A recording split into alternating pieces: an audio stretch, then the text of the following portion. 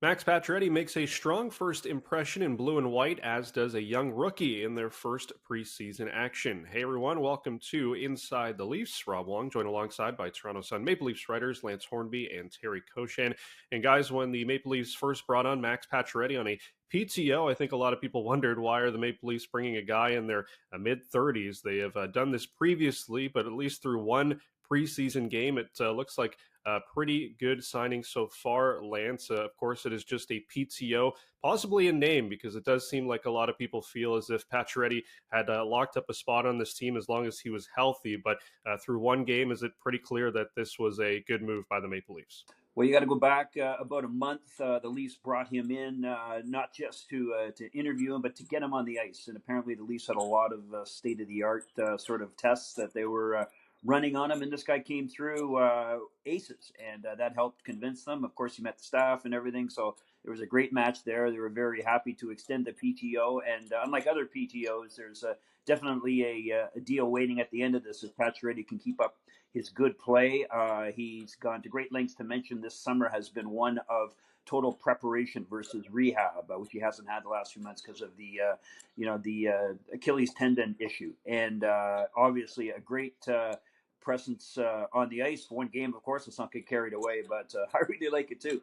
The guy's a great quote. You can tell he's been a captain. He's been through this before, certainly in a Canadian city, and depending on where they can find a home for him, I think it's a good addition.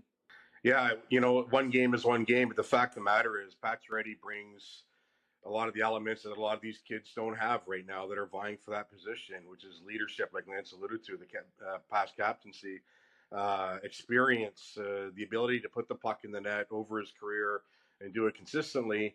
And those things are all great. Even if he doesn't score the other night, you're still thinking this is going to lead to a positive result for him. But he does put the puck in the net in the opener, and you can't ignore it. It is preseason and everything, but you couldn't have asked for a much better start if you're Max Pacioretty. And I'm like the majority. I mean, the way that it looks now, or was looking going in, the PTO was there as not even much of a carrot, I guess. I think we're thinking that it's going to end up in something, but Leafs cap issues, given what they are, Brad dribbling up to do some things before the final roster is set, but. Right now, after one game and the first week or so of camp, I think you're fairly safe to pencil Max Pacioretty into the Leafs opening night lineup. So Terry, go from one of the oldest players on the team vying for a spot to one of the youngest, and rookie Nikita Grebenkin. There's been a lot of talk about his physicality in camp so far, and he definitely showed that in the first preseason game, even dropping the gloves. You're not expecting him to be any type of enforcer moving forward here, but what do you think the Maple Leafs see in this guy who is probably destined to begin the year in the Marlies?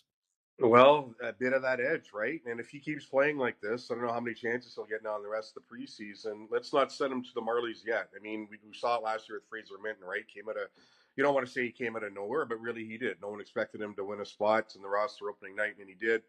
Maybe it's Grebenkin that does that this year. A goal or two would probably help his cause here before the end of the preseason, but you have to like that initial spunk. And, he has the experience last year of having a really good season in the KHL and, a bit of a diamond in the rough, if you will, because, we've been caught up, rightfully so, in talking about Matthew Nyes and Easton Cowan and Fraser Minton and Nick Robertson the past few years, but when you cast an eye to what was going on in the KHL, this kid was playing well. So it's a really good first impression. Keep it going, and he's already getting accolades from Craig Berube, which is key. So we'll see where it goes with him. Certainly we're getting the idea now, having seen him just once. But if not now, breaking the roster out of camp, then he's not far off. Nikita Grebenkin is quite a story in camp so far. You want to hope that this kid makes it, but Easton Cowan, has a length on him in terms of grabbing a job on the wing, no matter what the configuration is coming close to camp. But one drawback the other night, he kind of looked like he lost his man on the first goal when he had a chance to cover him. So those are the type of things that are going to make a difference with this kid. But right now, everyone likes him. And you know what? The Leafs have been very fortunate finding second, third round late guys who have made an impact. So we'll have to see if that continues. Yeah, well, definitely a great first impression for the youngster. It's still very early in camp, as both of you said, but some nice stories so far through at least one game. As always, leave your thoughts in the comments section below. For Lance Hornby and Terry Koshan, I'm Rob Wong. Thanks for watching, and we'll talk to you next time.